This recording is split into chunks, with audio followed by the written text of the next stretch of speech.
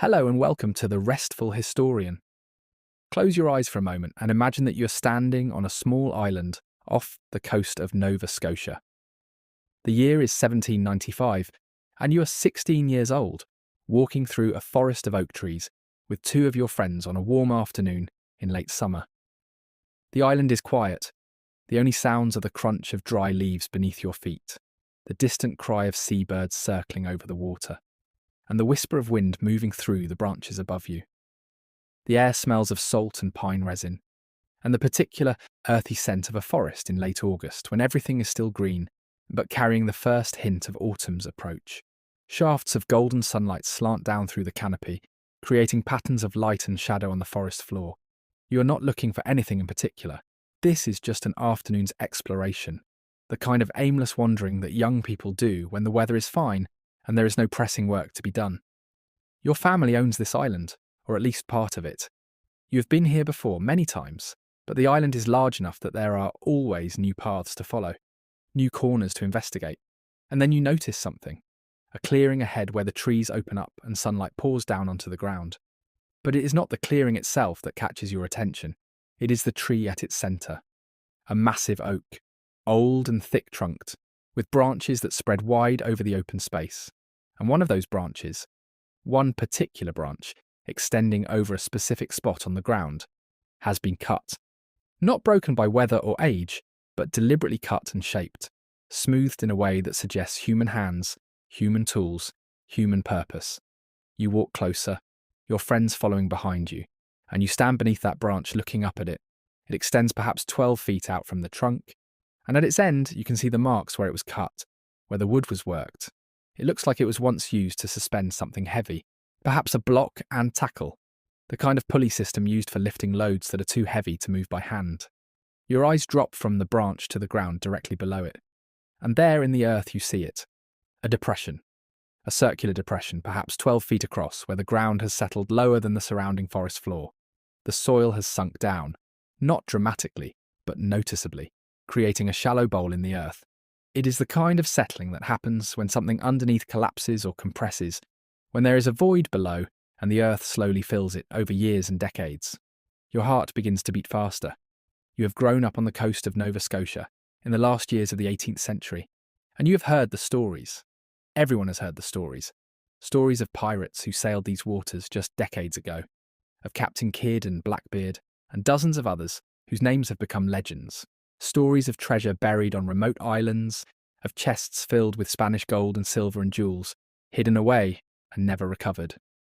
Stories that are told in taverns and around fires, half believed and half dismissed, but always fascinating, always tantalizing. Could this be one of those places? Could this clearing, this worked branch, this depression in the earth be the mark of buried treasure? The thought is almost too exciting to contemplate. But it is also impossible to dismiss. Something happened here. Someone used that branch for something. The ground settled for some reason, and the location is perfect for a hiding place.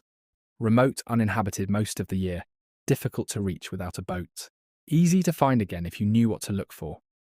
You look at your friends and you can see in their faces that they are thinking the same thing. Without speaking, without even really deciding consciously, the three of you make a choice that will echo across the next 230 years. You decide to dig, but not today. Today you have no tools, and the afternoon is growing late. You mark the spot carefully in your mind, noting the arrangement of trees around the clearing, the angle of the worked branch, the exact centre of the depression. Tomorrow, you tell yourself, tomorrow we will come back with shovels, and we will see what lies beneath this ground. You walk back through the forest as the sun sets, casting long shadows through the oaks. The island is peaceful, unchanged by your discovery. As it has been peaceful and unchanged for how many years? Decades? Centuries? You do not know. But tomorrow you will begin to disturb that peace. Tomorrow you will start to dig into the earth and into a mystery that will consume the lives and fortunes of hundreds of people, that will kill some and obsess others, that will resist every attempt to solve it. Tonight, though, you are just a 16-year-old boy walking home through the woods, dreaming of treasure, imagining yourself wealthy beyond measure, famous for your discovery. Tonight the mystery is still perfect, unspoiled by the complications and disappointments that will come. Tonight, anything is possible. Let us pause here, before the digging begins, before the centuries of searching and failure and obsession. Before we follow this story forward through time, please take a moment to like this video and subscribe to The Restful Historian. It is a simple way to support this channel, and it means a great deal to me. I am also always curious to know where in the world and at what time you are joining me tonight. So please leave a comment and let me know. And now, let us move forward. Let us see what happened when those three boys returned with shovels and began to dig into that depression in the clearing.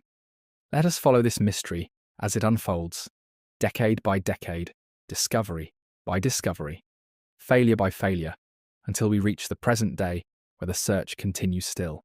You are back at the clearing the next morning. The dew is still on the grass and the air is cool, with the freshness that comes before the heat of the day.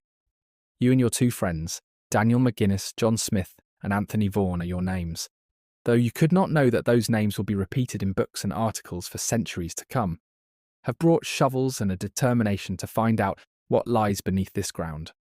You choose the centre of the depression and drive your shovel into the earth.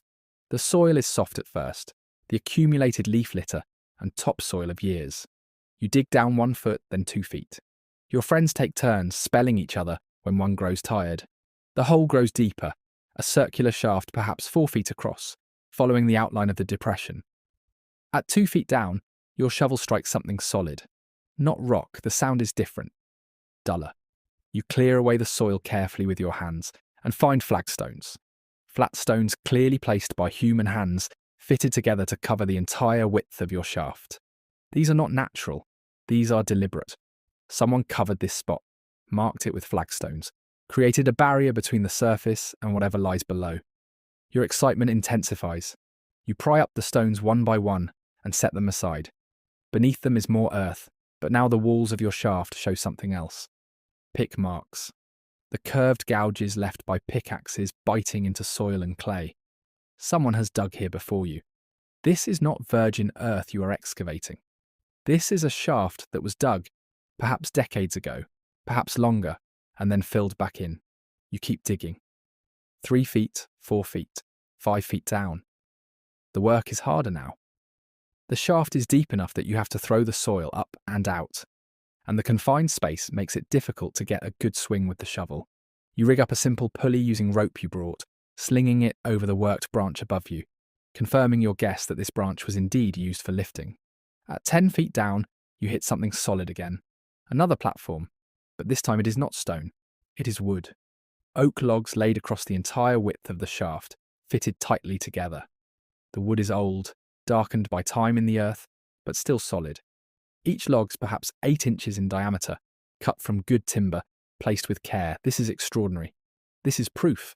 No one goes to this much trouble, digging a shaft 10 feet deep and placing a platform of oak logs across it, unless they are hiding something valuable. Your hands are blistered. Your back aches from the unusual work of digging in a confined space, but you barely notice. You are going to be rich. You are going to be famous. You are going to be the boys who found the pirate treasure. You pry up the logs. It takes all 3 of you using shovels as levers, grunting with effort, but eventually they come free and you haul them up and out of the shaft. Below them is more earth. You keep digging. The pattern repeats. At 20 feet, another platform of oak logs. At 30 feet, another. Each time you must stop and laboriously remove the logs before you can continue. Each time the work becomes harder as the shaft grows deeper and the effort to haul soil to the surface becomes more exhausting. But each platform also reinforces your belief that you are on the right track. Who would create these barriers unless there was something worth protecting below? Each log platform is a promise that if you just dig a little deeper, just push a little further, you will reach the prize. At 30 feet, you reach the limit of what you can do on your own. The shaft is too deep now for your simple rope and pulley system. The work is too exhausting for 3 teenage boys working alone. You need help. You need more workers, better equipment, perhaps even professional mining expertise. You climb out of the shaft and stand in the clearing, breathing hard, looking down at the dark hole you have created. 30 feet down, and you have found 3 platforms of oak logs spaced evenly every 10 feet, flagstones at the top, and pick marks in the wall showing that someone dug this shaft before you. But you have not found treasure. Not yet. You try to recruit help from the local community. You tell your story, show people the shaft you have dug, explain what you found. But most people are skeptical. They think you are wasting your time, chasing a dream based on nothing but circumstantial evidence. A few are interested, but unwilling to invest their time and labour on such an uncertain venture. Some even laugh at you, calling you foolish for believing in pirate stories. Reluctantly, you fill the shaft back in, at least partially, to prevent accidents. You mark the location carefully and make promises to each other that you will return, that you will find a way to dig deeper, that you will not give up on this mystery. But for now, life moves on. There are farms to work, families to help, the ordinary business of living in Nova Scotia in the last years of the 18th century. But you never forget. None of you forget. And the story begins to spread, told and retold, embellished perhaps in some tellings, but always returning to the core facts. 3 boys found something strange on Oak Island. They dug 30 feet and found oak platforms every 10 feet. Someone buried something there, something worth protecting, with elaborate construction. And it is still down there, waiting. 9 years pass. You are no longer a 16-year-old boy, but a man of 25, married perhaps, established in the community. But the memory of that shaft, those platforms, the promise of treasure just beyond reach, has never left you. And now finally you have found backers. A proper mining company called the Onslow Company has agreed to fund an expedition to Oak Island. They have equipment, experience, and most importantly, they have the resources to dig deeper than Mitatintichi, 3 boys with shovels ever could. You return to the island in 1804. The clearing looks much as you left it, though the shaft has collapsed somewhat over the years. The Onslow Company brings workers and proper mining equipment. They clear out your original shaft and begin extending it deeper, down past the 30-foot mark where you were forced to stop. You are there watching as the work proceeds. The workers confirm what you found, the platforms of oak logs every 10 feet. But they also find more. At 40 feet, a layer of charcoal spread across the shaft. At 50 feet, a layer of putty, a kind of sealing material. At 60 feet, something extraordinary. Coconut fibre. Matted coconut fibre, the kind used for rope and packing material on ships. This last discovery sends a ripple of excitement through the workers. Coconut trees do not grow anywhere near Nova Scotia. This material had to be brought from somewhere tropical, from the Caribbean perhaps, exactly where pirates were known to operate. The presence of coconut fibre is proof that whoever dug this shaft had connections to distant places, had access to materials from far away. The digging continues. 70 feet, 80 feet, 90 feet. The shaft is so deep now that the workers labour by lamplight even in daytime, the sun unable to reach the bottom of the narrow hole. The air is close and damp. Water begins to seep through the walls, making the work muddy and difficult. At 90 feet, the workers find something that makes your heart race. A large flat stone, about 2 feet long and 16 inches wide, shaped like a tablet. And on its surface are markings, symbols, a carved inscription of some kind, though in no language or alphabet you recognise. The stone is carefully hauled to the surface and examined. What does it say? Various people who see it offer different interpretations. Some claim it is a cipher, a code that when translated reads, 40 feet below, £2 million lie buried. Others say the inscription is in an ancient language, perhaps Old Norse or Phoenician or Arabic. Still others insist it is meaningless, just random marks that people are reading significance into, because they want so desperately to believe. But the stone itself is real. It is worked stone, deliberately carved, found at 90 feet in a shaft that clearly was dug by someone for some purpose. It is a clue, even if no one can agree on what it means. The stone will later be lost, adding another layer of mystery to the Oak Island story. But for now it gives hope that you are close to the answer. The workers keep digging below the 90-foot level. At 98 feet, one of the workers probes ahead with a crowbar, testing the earth below before digging further. The crowbar encounters resistance, something solid. The worker probes carefully and reports that he has hit wood, then a gap of a few inches, then wood again. It feels like 2 wooden chests or boxes separated by a small space. This is it. This must be it. Tomorrow you decide. Tomorrow you will break through and see what lies below. The workers climb out of the shaft as evening falls. You stand at the edge of the pit, looking down into the darkness, imagining wooden chests filled with gold coins, with silver plate, with jewels. After 9 years, after months of work by the Onslow Company, you are one day away from the answer. But when the workers arrive the next morning, eager to finally reach the treasure, they find disaster. The shaft has flooded overnight. 60 feet of water fill the pit, rising nearly to the top. The workers try to bail it out, forming a bucket chain, hauling water up and out as fast as they can. But it is hopeless. For every bucket they remove, more water flows in. The rate of inflow is too great. By the end of the day, exhausted and defeated, the Onslow Company admits failure. The shaft cannot be drained. Whatever lies at the bottom is beyond reach. You stand at the edge of the flooded pit, staring at the dark water, and you feel something close to despair. You were so close. 98 feet down, probing what felt like wooden chests. One more day of digging and you would have known. But now the shaft is a useless lake and there is no way to continue. The question everyone asks is, where is all this water coming from? The obvious answer would be groundwater, natural seepage. Any hole dug this deep near the ocean would eventually fill with water from the surrounding saturated soil. But some of the workers notice something strange. They observe the water level in the pit over several days, and they realise it is not static. It rises and falls, and it rises and falls in rhythm with the tides. This observation changes everything.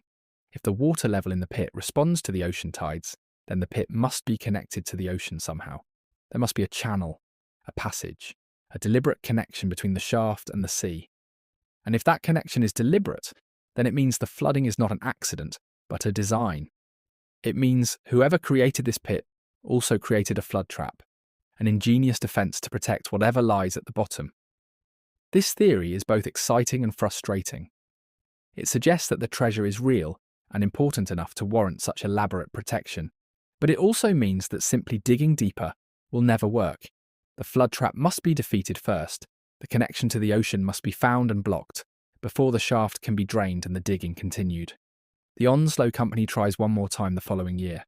Their new plan is to dig a second shaft parallel to the money pit, then tunnel across to it at a depth below the water level, hoping to bypass the flood trap. It is an ambitious plan, requiring even more effort and expense. But the company is convinced that treasure lies at the bottom of that flooded shaft, and they are not ready to give up. The second shaft is dug to 110 feet, deeper than the money pit itself. Then the workers begin tunneling sideways, cutting through the earth toward where they calculate the money pit to be. The work is slow and dangerous.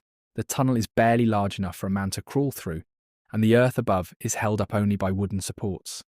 Finally, after days of careful tunnelling, they break through into the money pit, and immediately water comes rushing in with terrifying force. The tunnel fills in seconds. The workers barely escape, scrambling back through the passage as water chases them. Within minutes, both shafts, the money pit and the new shaft, are completely flooded. The force of the water has collapsed part of the tunnel, and any attempt to continue is clearly impossible. The Onslow Company, having spent enormous sums of money and months of labour, finally admits defeat. They abandon the search. The pit remains flooded, its secrets intact, the supposed flood trap undefeated. And there, at the water's edge, you stand again. Now you are over 30 years old. Half your life has been consumed by this mystery. You were 16 when you found the depression in the clearing. You are now a middle-aged man, and the treasure is still beyond reach, still mocking you from the depths of that flooded shaft. But the story does not end. It never ends, because the mystery of Oak Island has a gravity that pulls people in, that refuses to let go. Over the next 200 years, dozens of companies and hundreds of individuals will come to this island. They will bring better equipment, more sophisticated engineering, modern technology. They will drill and dig and pump and theorise. They will spend millions of dollars. Some will die in the attempt. And they will find things. Fragments of evidence that seem to confirm the mystery. More coconut fibre. Old coins, pieces of parchment, traces of gold. Wooden structures deep underground. Each discovery raises more questions than it answers. Each finding is enough to keep hope alive, to justify one more attempt, one more season of searching. But the treasure, if there ever was a treasure, remains unfound. The truth, if there is a truth to find, remains buried. And the island keeps its secret. Let us move forward now, through time, not dwelling on every failed attempt, but noting the pattern that emerges. The pattern of hope and failure, of tantalizing clues and ultimate disappointment that has defined Oak Island for more than 2 centuries. In the 1840s, a new company called the Truro Company brought drilling equipment to the island. If they could not dig through the water, perhaps they could drill through it, bringing up samples from the depths. The drills descended through the flooded shaft, and what they brought up seemed to confirm the wildest hopes. At 98 feet, the depth where the Onslow Company had probed and felt what they thought were wooden chests, the drill brought up wood samples. Spruce wood, forming what seemed to be a mosibaiwaima, a platform or floor. Below that, the drill brought up small pieces of metal, then more wood, then more metal, then layers of what felt like different materials, clay, wood, more metal. The interpretation was obvious to the treasure hunters. The drill had passed through wooden chests containing metal coins or objects, possibly 2 separate chests with different contents. The fact that they could not see these objects, only feel them through the drill, and examine tiny fragments brought to the surface, did not diminish their conviction. The treasure was real. It was down there. They just needed to find a way to reach it. The Truro Company also made another discovery that would add significantly to the Oak Island legend. They investigated the beach at Smith's Cove, a small bay about 500 feet from the money pit. Someone had noticed that this beach seemed unusual. The sand had a strange consistency, and when they dug down, they found something extraordinary. Below the sand was a layer of coconut fibre, spread across a large area, and below that was a system of flat stones arranged in channels, like a constructed drain. The stones were fitted together carefully, creating passages that seemed to be designed to channel water from the beach inland, toward the location of the money pit. This discovery led to the theory that has dominated Oak Island speculation ever since, the theory of the flood trap. According to this theory, someone had constructed an elaborate engineering system. They had created artificial features on the beach, designed so that when the tide came in, water would filter through the coconut fibre, flow into the stone channels, travel through underground tunnels, and flood the money pit. It was a booby trap on a massive scale, requiring advanced knowledge of engineering and hydrology, and an enormous investment of time and labour. If this theory was correct, it suggested something profound. Whoever buried the supposed treasure was not simply wealthy, but also sophisticated, patient, and determined to protect their secret. This was not the work of pirates burying stolen goods in a hurry. This was something else entirely. A planned, deliberate, carefully engineered hiding place for something of extraordinary value. The question that no one could answer was simple. Why? What could possibly be valuable enough to justify such effort? What treasure would require not just burial, but an elaborate flood trap designed to defeat any attempt at recovery? The Truro Company tried to block the supposed flood tunnels. They dug shafts at Smith's Cove, trying to intercept the underground channels and dam them. But every shaft they dug flooded. They tried to build a cofferdam on the beach, a temporary barrier to hold back the tide while they dismantled the supposed filter system. But a storm destroyed the cofferdam before they could finish. Every attempt to defeat the flood trap failed. And gradually, a grim realization set in among the Ikea treasure hunters. The pit was not just difficult to access, it might be impossible. Whoever designed this system, if the system was indeed deliberate and not a series of natural features being misinterpreted, had succeeded in creating a defense that could not be overcome with the technology of the 19th century. But technology improved, and hope persisted. New companies formed. New attempts were made. Frederick Blair, a successful businessman, arrived on Oak Island in 1893 and would dedicate the next 50 years of his life to the search. Blair was methodical, intelligent, and thorough. He documented everything, kept careful records, and conducted the search with scientific precision. Blair's drilling operations brought up more samples, wood from various depths, some of it carbon dated later to the 17th century, suggesting that whatever structures existed underground were indeed very old. Fragments of what appeared to be cement or concrete, suggesting deliberate construction. Pieces of metal, small and corroded, that might have been parts of tools or containers. and most intriguingly, fragments of what appeared to be parchment paper, with traces of writing visible on them. One piece of parchment supposedly had the letters VI clearly visible. The fragment was tiny, barely larger than a fingernail, and it disintegrated shortly after being brought to the surface. But several witnesses saw it and testified to the presence of writing. Was it part of a document? Part of a book? A random scrap that found its way into the pit during earlier excavation attempts? No one could say for certain. Blair also expanded the search beyond the money pit itself. He explored other areas of the island, looking for additional clues. He found what appeared to be other worked stones, some with drilled holes, others with carved markings. He found what might have been remnants of old roads or paths. He found evidence that people had been active on Oak Island long before the 1795 discovery, doing something that required effort and resources. But the central mystery remained. What was down there? What had all this effort been designed to protect or hide? And why, after a century of searching, had no one succeeded in recovering it?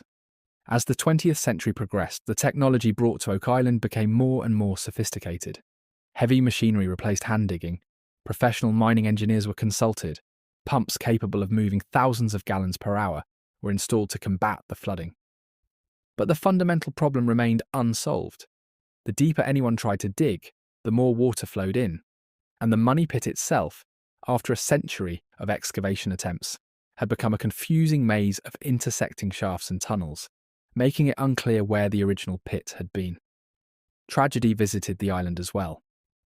In 1861, a worker was killed when a boiler exploded. In 1897, another worker died in a similar industrial accident. In 1965, 4 men descended into one of the shafts and were overcome by fumes, probably hydrogen sulfide gas rising from decaying organic material deep in the earth. All 4 died before they could be rescued. Oak Island had claimed lives, transforming the treasure hunt from an adventure story into something darker. By the middle of the 20th century, skeptics began to voice their doubts more loudly.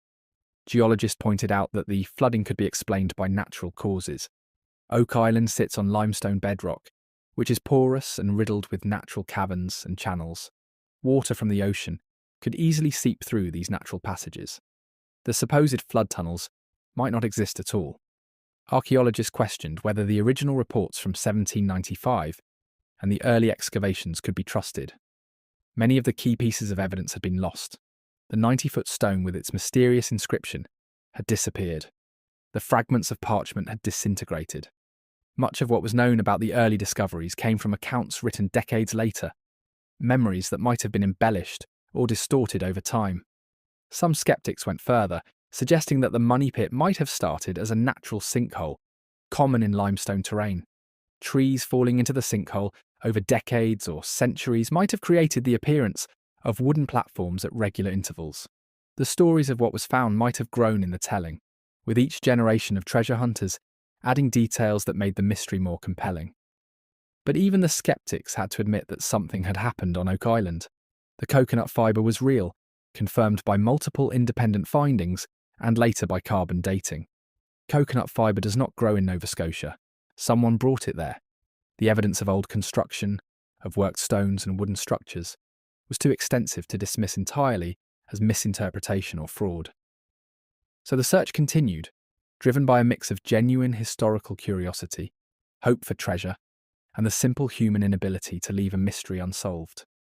And then in 2006, Oak Island entered a new chapter with the arrival of 2 brothers from Michigan, named Rick and Marty Lagina. The Lagina brothers had been fascinated by Oak Island since childhood. Rick had read about it in an article in Reader's Digest magazine in the 1960s, and the story had captured his imagination. Decades later, having made their fortune in the energy business, they finally had the resources to pursue their boyhood dream. They purchased a controlling interest in Oak Island and assembled a team to conduct the most comprehensive search in the island's history. What made the Laginas different was their combination of resources, modern technology, and willingness to document everything. They brought in ground-penetrating radar, metal detectors, sonar equipment, and drilling rigs far more sophisticated than anything previously used on the island. They hired professional archaeologists, historians, and engineers. And crucially, They brought in television cameras. The result was a show called The Curse of Oak Island, which has now run for over 10 seasons, documenting every aspect of the search. The show has been both a blessing and a complication.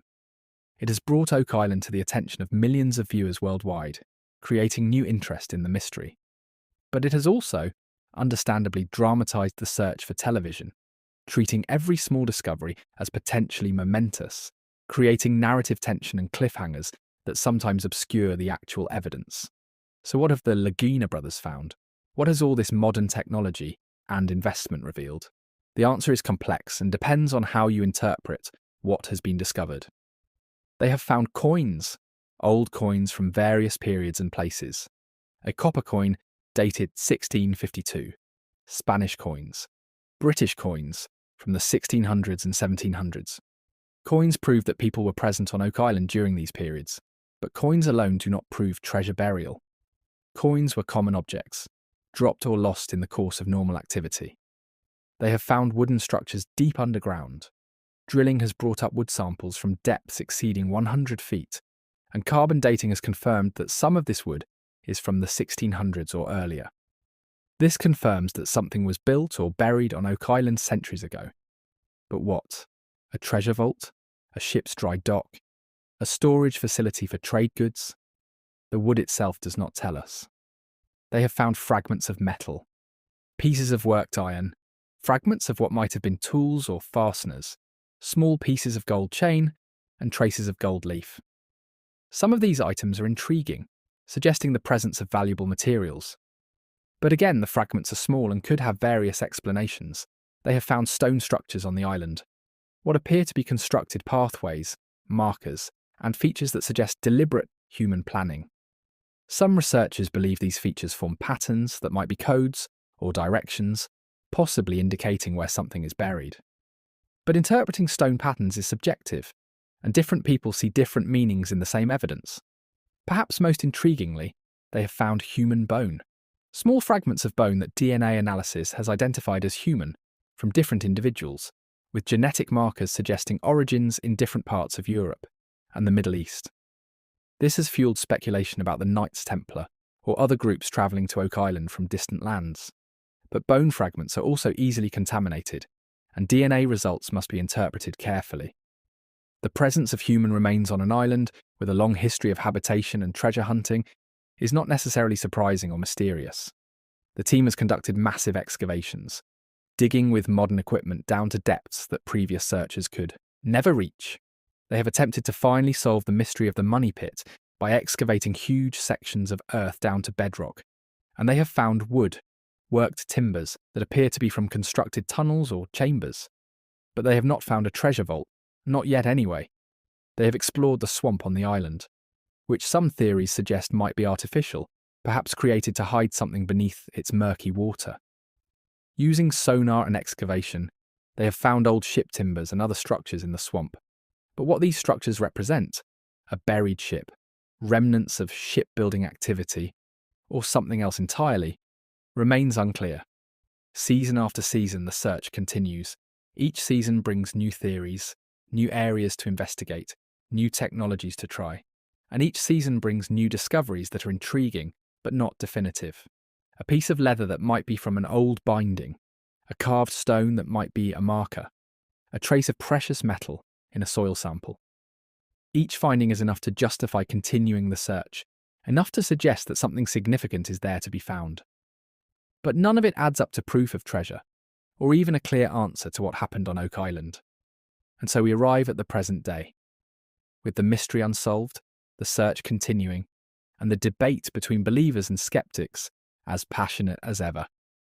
More than 200 years after 3 teenage boys discovered a depression in a clearing and decided to dig, Oak Island continues to resist all attempts to force it to give up its secrets. What should we believe? How should we interpret the accumulated evidence of 2 centuries? Let us consider the possibilities as we move toward the end of our journey tonight. If there is treasure on Oak Island, what could it be? The pirate treasure theory remains popular but problematic. Pirates were pragmatic criminals who stole money to spend it, not to bury it forever with elaborate defences. The few documented cases of pirate treasure being deliberately buried were simple affairs. A chest dug into a beach and covered with sand, intended for recovery within days or weeks, not protected with flood traps and cryptic stone markers. The Knights Templar theory imagines medieval warrior monks fleeing to North America with religious relics and vast wealth. But the Templars were suppressed in 1307, nearly 2 centuries before Columbus. While pre-Columbian contact with the Americas is possible, there is no solid evidence connecting the Templars to Oak Island or even to North America. The theory requires too many assumptions, too many gaps to be filled with speculation. Some theories suggest Spanish treasure, gold looted from the Americas and hidden by conquistadors or captured by English privateers. This has the advantage of placing events in the right time period, the 1600s and 1700s, when Spain was shipping enormous quantities of American gold back to Europe. But again, why Oak Island? Why such elaborate engineering when simply taking the treasure home would have been simpler? One of the more plausible historical theories suggests military payroll. During the American Revolution, or the War of 1812, British forces in Nova Scotia might have needed secure locations to store gold and silver for paying troops. Military engineers would have had the skills to create complex structures, and military secrecy would explain why no records survive. But this theory has problems too. Why would a military payroll never be recovered? Surely the British would have come back for their own money. Some researchers have suggested more mundane but interesting possibilities. Perhaps Oak Island was a shipbuilding site, and the structures underground are remnants of slipways and dry docks. Perhaps it was a storage depot for valuable trade goods, and the engineering was designed to protect goods from theft and weather, not to hide treasure. Perhaps the coconut fibre indicates a rope-making operation or trade in tropical goods. These theories explain the evidence without requiring buried treasure, but they seem too ordinary to match the scale of what was supposedly found. And then there is the sceptical view that perhaps there never was anything mysterious. Perhaps the 1795 discoverers found a natural sinkhole and misinterpreted what they saw. Perhaps the oak platforms were fallen trees, the depression was natural settling, the flagstones were placed by farmers for some ordinary purpose. Perhaps the story grew in the telling, with each generation adding details until a simple hole in the ground became a legend of buried treasure. This skeptical interpretation struggles to explain all the evidence, but it reminds us that human beings are very good at seeing patterns and finding meaning even in random events. We want mysteries to have exciting explanations. We want our stories to have hidden treasure and secret codes. The skeptical view asks us to consider that sometimes the simplest explanation, however disappointing, might be closest to the truth. So where does this leave us at the end of our journey through the Oak Island mystery? After following the story from 1795 to the present day, after examining the evidence and the theories, what can we conclude? We can say with certainty that something happened on Oak Island. The coconut fibre is real. The old wooden structures found at depth are real. The evidence of human activity in the 1600s and 1700s is real. Someone came to this island, someone did something that required time and effort and resources. This is not disputed even by the skeptics. We can also say with certainty that the mystery has captivated people for more than 2 centuries. Dozens of companies have tried to solve it. Hundreds of individuals have invested their time, money, and hope. Some have died trying. The mystery has generated books, articles, television shows, and endless speculation. Oak Island has become more than just a Iggy place. It has become a symbol of human persistence, obsession, and the eternal hope that somewhere, just out of reach, there is something wonderful waiting to be discovered. But we cannot say with certainty that there is treasure. We cannot say with certainty what the original purpose of the structures and engineering was. We cannot even say with certainty that there ever was a money pit in the way the legend describes, or if what was found in 1795 has been accurately reported. Too much time has passed. Too many excavations have disturbed the site. Too many accounts rely on memories and retellings rather than contemporary documentation. And perhaps in the end, that is the real story of Oak Island. Not the treasure itself, if treasure there ever was, but the human response to mystery. The way a tantalizing clue, a suggestion of something hidden, can capture the imagination and refuse to let go. The way hope persists in the face of repeated failure. The way we convince ourselves that just one more attempt, just one more season of searching, will finally reveal the truth. Think about what drives the search. It is not just greed, though the possibility of wealth is certainly part of it. It is also curiosity, the deep human need to solve puzzles, to find answers, to know what happened. It is stubbornness, the refusal to accept defeat, the determination to succeed where others have failed. It is faith, the belief that if something seems too elaborate to be meaningless, then it must have meaning, even if we have not discovered that meaning yet. The searchers who have come to Oak Island over the decades have not been fools or simpletons. Many have been intelligent, educated, successful people who approached the search methodically and rationally. Frederick Blair was a respected businessman. The Lagina brothers are successful entrepreneurs. The teams they have assembled include professional engineers, archaeologists, and historians. These are not people who chase every wild tale or believe every conspiracy theory, and yet they keep searching. Because the evidence, while not conclusive, is suggestive. Because the mystery, while not solved, seems solvable. Because the possibility, however remote, that there might actually be something there is enough to justify the effort. This is the psychology of the treasure hunt, and Oak Island represents it in its purest form. It is close enough to seem reachable, mysterious enough to be compelling, but elusive enough to have resisted solution for more than 2 centuries. It is the perfect mystery, neither obviously real nor obviously false, balanced precisely at the point where belief and skepticism meet. As you settle in tonight, wherever you are, whatever time it is in your part of the world, carry this story with you as you drift towards sleep. Not as a puzzle demanding solution, but as a meditation on human nature itself. What does Oak Island teach us? It teaches us about persistence, about how humans will pursue a goal for decades, for generations, refusing to admit defeat. It teaches us about hope, about how possibility can sustain us through disappointment. It teaches us about the difference between evidence and proof, between suggestion and certainty.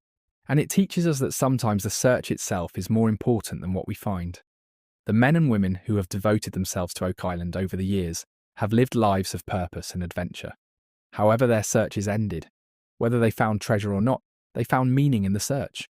Oak Island channels something deeply human, our need to solve mysteries, to find answers, to know what happened. It is a mystery with enough substance to seem real, enough ambiguity to resist easy solution, and enough history to have become part of our cultural landscape.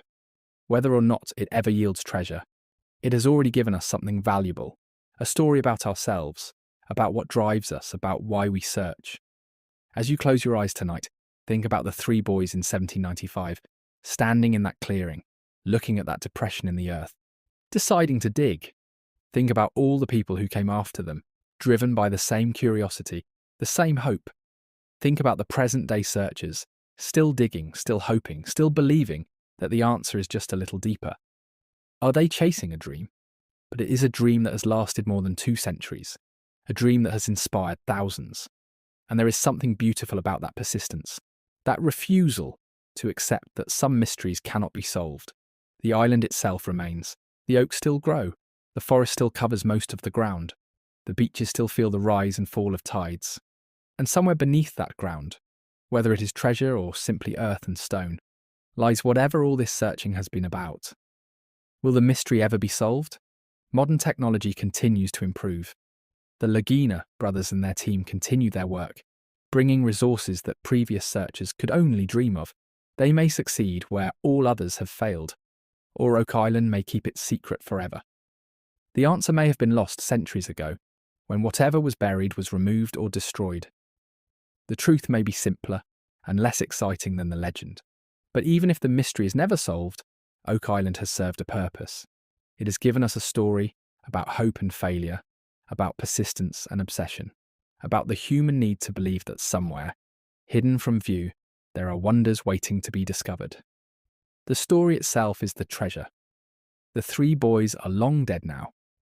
Daniel McGuinness and John Smith and Anthony Vaughan lived their lives and passed away centuries ago. They never found their treasure, but their story lives on, passed down through generations, never entirely losing its power to fascinate. And the island remains. Oak Island holds its place in the ocean, surrounded by water, covered in trees keeping whatever secrets it keeps. The tides rise and fall. The seasons change, the years pass, and still people come to search. Let the story of Oak Island carry you gently into dreams. Do not worry about solving the mystery. Simply let it remind you that the world is larger and stranger than we sometimes remember, that mysteries can persist even in an age that believes it has explanations for everything. Thank you for joining me on this journey through the Oak Island mystery. The story reminds us that history is not always about definite answers. Sometimes history is about questions that persist, and human beings who refuse to stop searching. If you enjoyed this exploration, please consider liking this video and subscribing to The Restful Historian. There are many more mysteries to explore together. Sleep well. The island waits. The mystery continues. And that is exactly as it should be. Let us continue now to our second story of the evening. We leave Oak Island behind and travel across the ocean to France to Paris. Tonight we are descending beneath the most beautiful city in the world. We are leaving behind the elegant boulevards, the café terraces, the golden glow of streetlights reflecting off the Seine. We are going down, deep down, into a realm that exists in perpetual darkness, where 6 million human beings rest in silence, their bones arranged in patterns that transform death into a kind of strange, underground art. Close your eyes and imagine standing on a typical Parisian street corner on a quiet evening. You can hear the distant hum of traffic, the murmur of conversation from a nearby restaurant, perhaps the accordion music of a street performer. The air smells of fresh bread and coffee, and that particular scent that is uniquely Paris, a mixture of old stone, chestnut trees, and history. The buildings around you are elegant, their windows glowing warm against the gathering dusk. Everything above ground is life, movement, beauty, civilization. But beneath your feet, just meters below the cobblestones and asphalt, lies another city entirely, a city of the dead, a network of tunnels and chambers that stretches for nearly 200 miles beneath the streets of Paris, holding the remains of generations who once walked where you walk now, who once breathed the same air, who once looked up at the same sky. This is the Paris Catacombs, the empire of the dead, one of the most extraordinary and unsettling places ever created by human hands. Tonight, we will descend those famous 130 steps that lead down from the unremarkable green building on Avenue du Colonel Henri Roll-Tanguy. We will walk through passages carved from ancient limestone, past walls made entirely of human bones arranged in meticulous patterns. We will learn how this underground ossuary came to exist, why the dead of Paris were moved here, and what it means to create a monument from mortality itself. We will explore not just the physical space, but the history it contains, the lives it represents, the story of a city that ran out of room for its dead and found a solution in the abandoned quarries beneath its streets. But before we make our descent into the depths, please take a moment to like this video and subscribe to The Restful Historian. It's a simple and wonderful way to support the channel, and it means a great deal to me. I'm also always curious to know where in the world and at what time you're joining me tonight, so I'd really love to hear from you in the comments. And now settle in. Let the noise of the modern world fade away. Let us descend together into the quiet darkness beneath Paris, where time has stopped, where millions sleep, where the boundary between life and death becomes something you can touch with your own hands. The story of what lies beneath Paris begins not with death, but with stone. For thousands of years, the hills around the growing city contained vast deposits of limestone, a soft, workable stone perfect for building. The Romans, when they established their settlement of Lutetia on the left bank of the Seine, immediately recognized the value of this resource. They began quarrying, cutting stone from beneath the earth to build their temples, their baths, their forum, their walls. As Lutetia grew into Paris, as centuries passed and the city expanded, the quarrying continued. Medieval builders needed stone for their churches and castles. Renaissance architects needed it for their palaces and mansions. The quarries grew deeper, wider, more extensive. Workers would dig down into the earth, following the seams of good limestone, creating chambers and tunnels, extracting block after block of stone that would be hauled to the surface and shaped into the buildings that made Paris beautiful. But here is the problem with quarrying beneath a city. Eventually, you create a void, a hollow space, an absence where there was once solid earth. And if you do this for centuries, If you honeycomb the ground beneath your streets with tunnels and chambers and passages, you create a danger. The surface above becomes a thin shell, supported by nothing but the remaining pillars of stone left by the quarrymen, and sometimes that shell breaks. By the 1770s, Paris was experiencing a crisis. Buildings were collapsing without warning, swallowed by sudden sinkholes as ancient quarry tunnels gave way beneath them. Entire streets would crack and drop. Houses would tilt and fall. People died, crushed when the ground beneath them suddenly opened. The city, growing ever larger and heavier with new construction, was literally too heavy for the hollowed-out earth beneath it. King Louis XVI established the Inspection Générale des Carrières, a department tasked with mapping the quarries, reinforcing dangerous sections, preventing further collapses. An architect and engineer named Charles Axel Guillaumeau was appointed to lead this work. He and his teams descended into the darkness with lanterns and measuring tools, creating the first comprehensive maps of what lay beneath Paris. They discovered a vast, chaotic network, over 200 miles of tunnels, some wide and high-ceilinged, others barely passable, winding beneath neighbourhoods, crossing under rivers, connecting in ways that even the original quarrymen had probably not fully understood. Guillaumeau's workers set about reinforcing the tunnels, building support pillars, sealing off the most dangerous sections, creating a kind of order from the chaos. But even as they worked to stabilise the underground, a different problem was emerging above ground. Paris, by the late 18th century, was running out of room for its dead. For centuries, Parisians had buried their dead in parish cemeteries throughout the city. The largest and oldest of these was the Cemetery of the Innocents, located in the heart of Paris near Saint-Denis, Les Halles Market. This cemetery had been in use since medieval times, perhaps even earlier. Generation after generation had been buried there, the dead piled deep in the earth, their bones eventually dug up to make room for new burials. The older remains moved to charnel houses built around the cemetery's perimeter. By the 1700s, the Cemetery of the Innocents was horrifically overcrowded. Bodies were stacked in mass graves, barely covered with earth. The smell was overwhelming, especially in summer. The cemetery was higher than the surrounding streets, built up over centuries by layers of bodies and soil.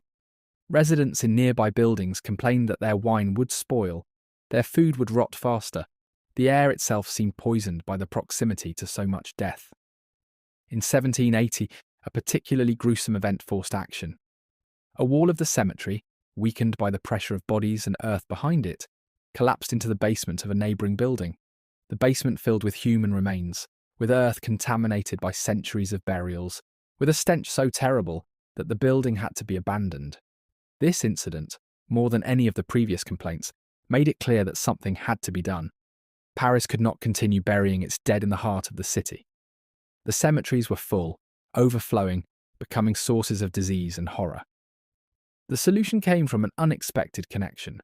The authorities already had extensive maps of the quarry tunnels beneath Paris, created by Guillaumeau's teams. These tunnels were empty, stable in the sections that had been reinforced, and far from living populations. Why not use them? Why not transform these abandoned stone quarries into an ossuary, a final resting place for the bones that could no longer remain in the overcrowded cemeteries? In 1785, the decision was made. The Cemetery of the Innocents would be closed and emptied. Its contents, the bones of centuries of Parisians, would be transferred to the old quarries beneath the city. The work would take years, would require careful planning and execution, would transform the abandoned tunnels into something unprecedented, an underground city of the dead, an empire of bones beneath an empire of the living. The transfer of the bones began at night. This was partly practical. The work would not disrupt daytime commerce, but also partly to avoid upsetting the population. Even in an age less squeamish about death than ours, the sight of cartloads of human bones being transported through the streets would have been disturbing. Workers would arrive at the Cemetery of the Innocents after dark, carrying lanterns, shovels, and carts with black cloth draped over them. They would dig into the mass graves, extracting bones by the thousand, loading them onto the carts. The process was systematic but grim. This was not archaeological work, carefully preserving context and position. This was bulk removal, bones separated from their original graves, their identities lost, mixed together in the carts. The carts, covered with their black cloths, would then make a slow procession through the dark Paris streets, heading south toward the barrier at Place d'Enfer Rochereau, where a shaft had been excavated leading down into the quarry tunnels. At this shaft, the bones would be unloaded and lowered down into the darkness below, where another team of workers waited to receive them. These underground workers had perhaps the strangest job in Paris. They would take the bones as they arrived and carry them deeper into the tunnels, away from the shaft entrance, into chambers selected for storage. At first, the bones were simply piled, dumped in heaps against the tunnel walls. The priority was removal, making space in the cemetery above. Organisation would come later. Night after night, for months, the work continued. The cemetery of the innocents gradually emptied. Graves that had been undisturbed for centuries were opened. Bones that had lain in earth for generations saw lamplight for the first time in hundreds of years before being loaded onto carts and sent below. The cemetery, that had been the final resting place for medieval merchants, Renaissance artisans, plague victims, and ordinary Parisians, was systematically dismantled, its contents relocated to the darkness beneath the city. But the cemetery of the innocents was only the beginning. Once the process had been established, other cemeteries were emptied as well. Over the next several decades, bones from dozens of Paris cemeteries were transferred to the catacombs. Some estimates suggest that eventually the remains of 6 million people were moved underground. 6 million. To put that in perspective, the current population of Paris proper is about 2 million. The dead beneath the city outnumber the living above by 3 to 1.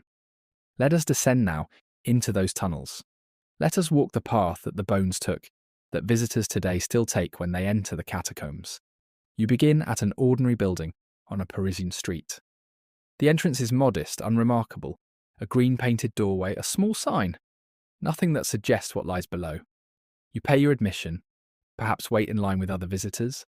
All of you gathered on the sidewalk in the sunlight, preparing to leave the world of the living. Then you descend. The famous 130 steps spiral down, down, down into the earth. The staircase is narrow, the stone steps worn smooth by millions of feet over the decades. As you descend, the temperature drops. The noise of the street above fades. You are entering a different realm, a place where the rules and rhythms of the surface world no longer apply. At the bottom of the stairs, you emerge into tunnels carved from limestone, their walls rough and irregular, showing the tool marks of the quarrymen who worked here centuries ago. These passages are narrow, barely wide enough for 2 people to pass side by side. The ceiling is low, supported by pillars of stone left during the quarrying. Electric lights have been installed. The catacombs are open to tourists now, but they are dim, spaced far apart, creating pools of shadow between them. You walk through these empty tunnels for what feels like a long time. The path winds, turns, doubles back. You lose all sense of direction, of how far you have walked, of where you are in relation to the Paris above. This is intentional. The entrance to the ossuary proper, the section where the bones are kept, is nearly a mile from the entrance shaft. This long approach through empty tunnels serves as a transition, a psychological preparation for what you are about to see. Then you reach a doorway. Cut into the stone above it is an inscription in French. Arrête, c'est ici l'empire de la mort. Stop, this is the empire of death. You pass through the doorway, and the tunnels change. The walls are no longer bare stone, they are made of bones, human bones. Thousands upon thousands of them, stacked from floor to ceiling, filling the spaces between the support pillars, extending down the tunnels as far as your light can reach. The bones are not randomly piled. They are arranged with care, with artistry even. The long bones, femurs and tibias, the bones of legs and arms, are stacked horizontally, creating walls of cylindrical forms, a texture like bundled logs. At intervals, these walls are interrupted by decorative patterns made from skulls. Rows of skulls facing outward, their empty eye sockets looking at you, creating bands of hollow faces across the bone walls. Some sections feature more elaborate designs, skulls arranged in the shape of hearts, crosses formed from bones, barrel shapes constructed entirely from skeletal remains. This is not a grave. This is not a cemetery. This is something else entirely, an artistic arrangement of human remains, a monument built from mortality, a palace whose building blocks are the bones of the dead.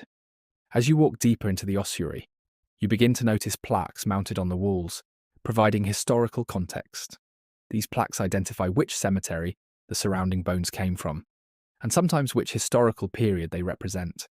Here are bones from the Cemetery of the Innocents, medieval Parisians who died of plague, of hunger, of the ordinary diseases and accidents of pre-modern life.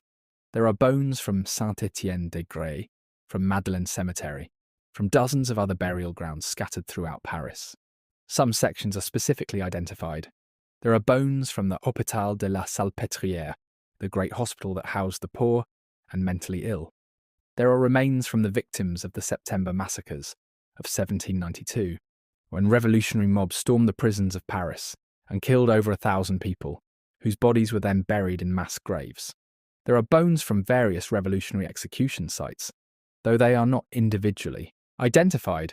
There is no way to know if the skull you are looking at belonged to a nobleman, a priest, a commoner, or even possibly someone famous. Marie Antoinette was buried in the Madeleine Cemetery before being moved to Saint-Denis. Could some fragment of her remain among these anonymous bones? The impossibility of identification is part of what makes the catacombs so profound and so unsettling. These are not marked graves where you can pay respects to a specific individual. These are human remains stripped of identity, mixed together, arranged for aesthetic effect.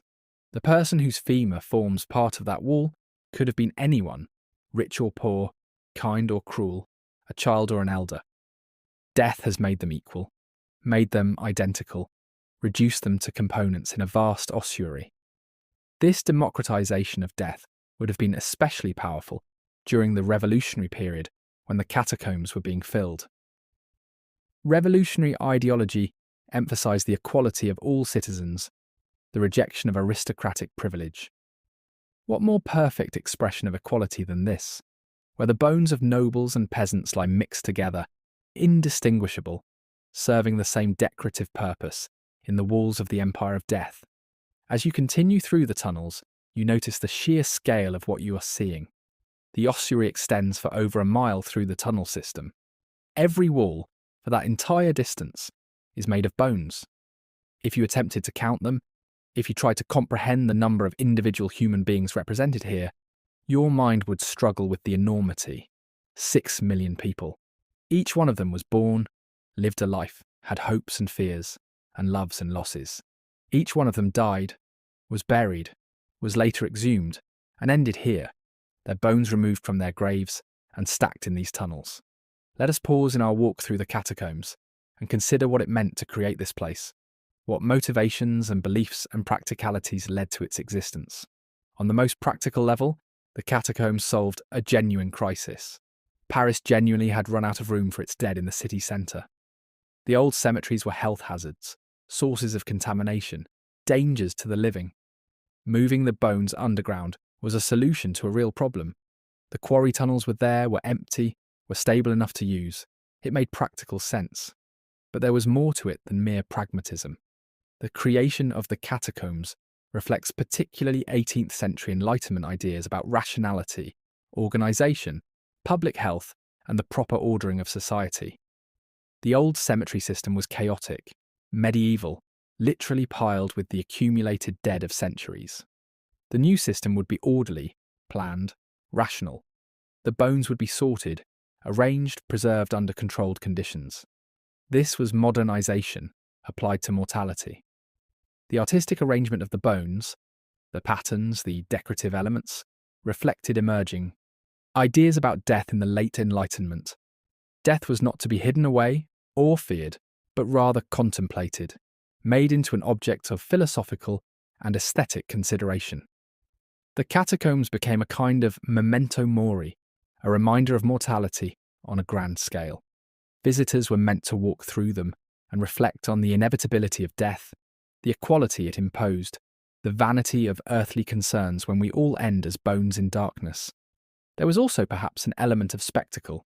The Romantic movement was emerging in art and literature, with its fascination with ruins, with death, with the sublime and terrible. The catacombs, with their dramatic arrangement of skeletal remains, their grim inscriptions, their atmosphere of underground mystery, fit perfectly with romantic sensibilities. They were created partly as practical ossuary, partly as philosophical statement, and partly as an underground attraction, a place where Parisians could go to contemplate mortality in a properly atmospheric setting. The inscriptions placed throughout the catacombs reflect this mix of purposes. Above the entrance, "Stop, this is the Empire of Death." But other plaques offer philosophical and poetic reflections on mortality. "Happy is he who is always mindful of the hour of his death and daily prepares for it." In this place, death awaits you. But also, more optimistically, the soul of the faithful will live forever. These inscriptions transform the ossuary into a kind of text, a message to be read by visitors, a lesson about life and death and the proper attitude toward one's mortality. As you walk through the ossuary, you eventually reach sections that show decay and neglect. The catacombs were open to the public by appointment in 1809, became a popular tourist attraction in the 19th century, but have always existed in a state of tension between preservation and abandonment. Some areas are maintained, lit, accessible. Other areas are closed off, dangerous, forbidden. Beyond the official tourist route, which comprises perhaps a mile of the total tunnel network, lie the unmapped sections, the dangerous passages, the areas that collapse or flood or remain unexplored. These are the true depths of the Paris underground, and they hold their own stories. Urban explorers, called cataphiles in French, have been illegally exploring these forbidden sections for decades. They enter through secret entrances, through sewers, through basements of buildings, through manholes in streets. Once underground, they navigate by maps passed between explorers, by memory, by instinct. The unofficial tunnels contain no lighting, no safety measures, no guards. Getting lost is easy. Getting trapped is possible. Deaths have occurred. These illegal explorers have created their own underground culture. They have parties in the tunnels, art installations in chambers far from any official oversight. They have carved their own graffiti into the walls, some artistic, some crude, all of it technically vandalism, but part of the strange life that the catacombs have taken on beyond their official function. The police conduct occasional raids, the catacombs police dedicated specifically to keeping people out of the illegal sections. But the tunnels are vast, the entrances are many, and the cataphiles are dedicated. The forbidden catacombs have become a kind of shadow city, an underground realm that exists parallel to official Paris, known to a few, forbidden to most, operating by its own rules.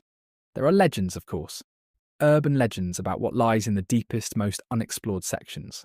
Stories of cataphiles who went in and never came out, their bodies still somewhere in the darkness, unfound.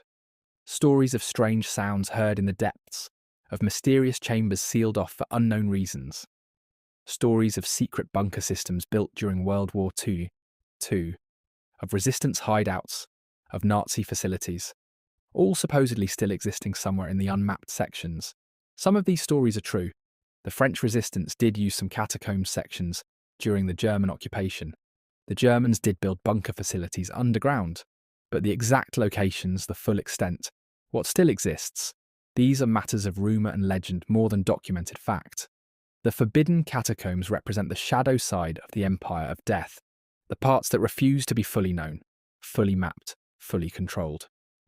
They remind us that beneath the organised tourist route, beneath the arranged bones and the philosophical inscriptions, there is still chaos, still darkness, still mystery. Let us return to the official route, to the sections where visitors are allowed. As you near the end of the ossuary, as you approach the exit shaft that will return you to the surface, you pass through a chamber that serves as a kind of conclusion to the underground journey. This chamber contains the oldest bones in the catacombs, remains that date back centuries, that were already ancient when they were moved here from their original graves. The arrangement here is more elaborate than in other sections. There are sculptures formed from bones, architectural elements created from skeletal remains, crosses and pillars, and decorative panels all constructed from the anonymous dead. At the very end, just before the exit stairs, there is a shop where you can purchase souvenirs, books about the catacombs, postcards featuring photographs of the bone arrangements, even small decorative items shaped like skulls or bones. This commercialization of death might seem crass, but it is actually consistent with the catacombs' history. From the beginning, this place has been both sacred and spectacle, both solemn reminder of mortality and tourist attraction, both cemetery and museum. You climb the exit stairs. They are steep, numerous, carrying you up through the layers of earth and stone, back toward the surface. As you climb, the temperature rises. You can smell fresh air mixing with the cool underground atmosphere.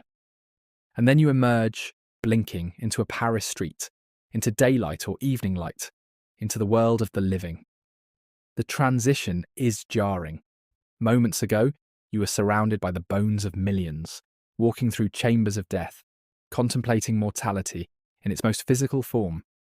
Now you are on an ordinary street, with traffic and pedestrians and cafes and all the noise and bustle of a modern city.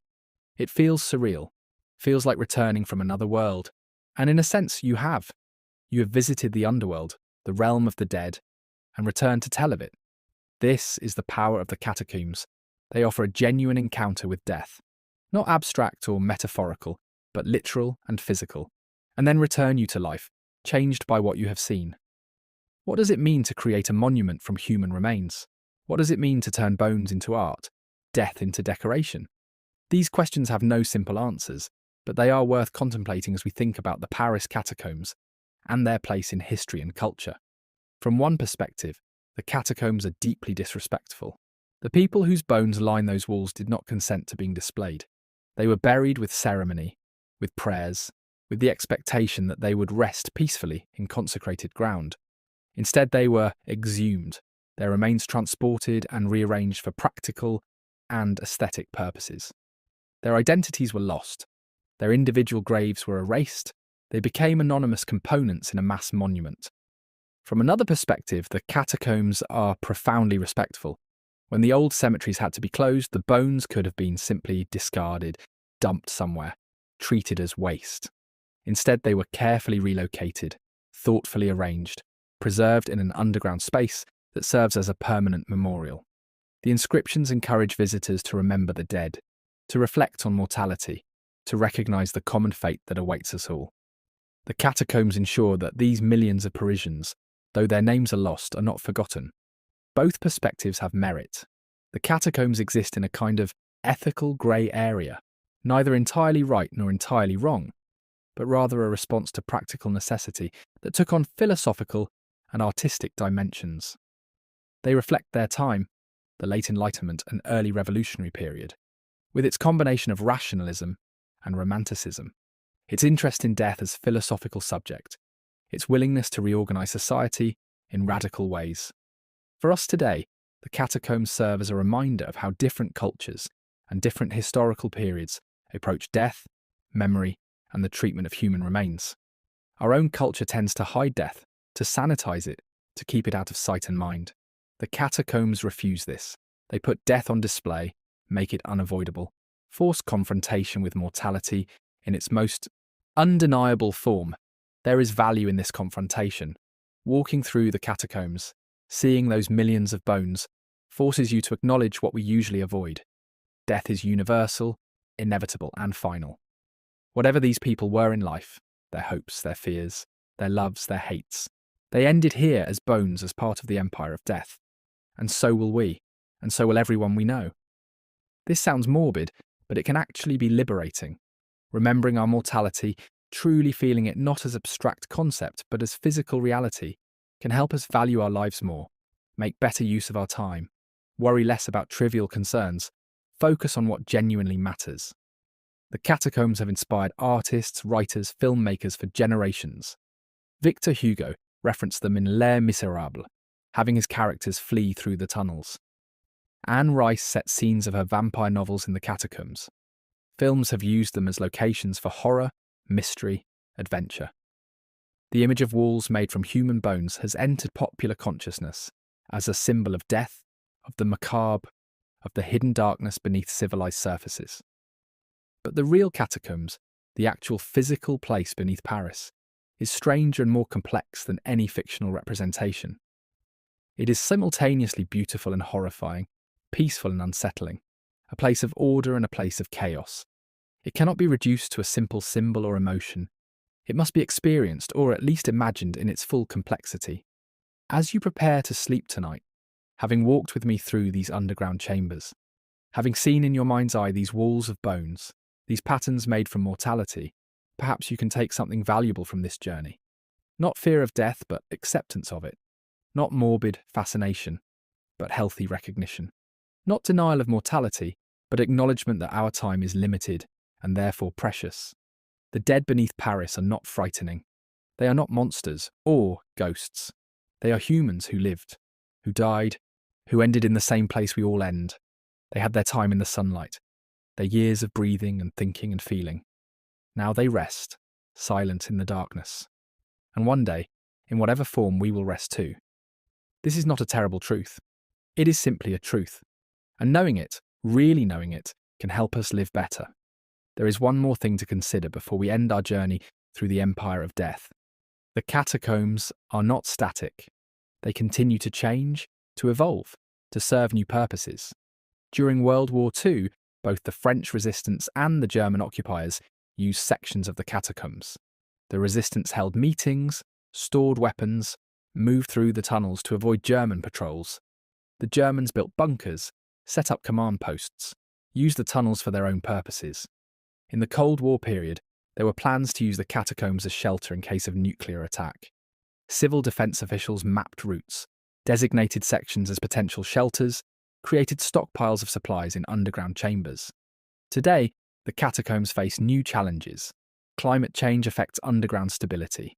Increased rainfall can cause flooding in lower sections.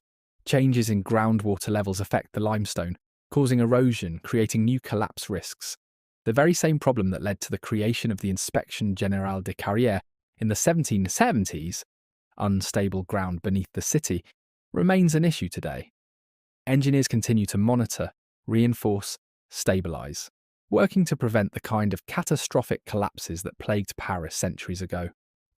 The tourist route through the ossuary has become so popular that there are now long waits to enter, timed tickets, limits on how many people can be underground at once. The catacombs have become victims of their own macabre appeal. Everyone wants to see the empire of death, to walk among the bones, to experience this unique space. But too many visitors cause wear, cause damage, disturb the delicate equilibrium of the underground environment. There are ongoing debates about how to best preserve and present the catacombs. Should they remain open to tourists with all the revenue and awareness that brings, but also the risks of damage and degradation? Should access be more restricted, limited to researchers and serious scholars, to better protect the site? Should more sections be opened, allowing visitors to see more of the vast network? Or should the ossuary be sealed, left alone, allowed to exist in darkness without human intrusion? These are not easy questions. They involve balancing competing values, public access versus preservation, commercial benefit versus respect for the dead, transparency versus mystery. Different stakeholders have different answers. The debates continue, as they probably always will, as each generation must decide for itself how to relate to this unique legacy of death and stone. Our journey through the catacombs comes to an end now, though the empire of death continues without us, existing in its perpetual darkness beneath the streets of Paris. The bones remain where they were placed, will remain there for centuries more, outlasting all of us, outlasting perhaps even the city above.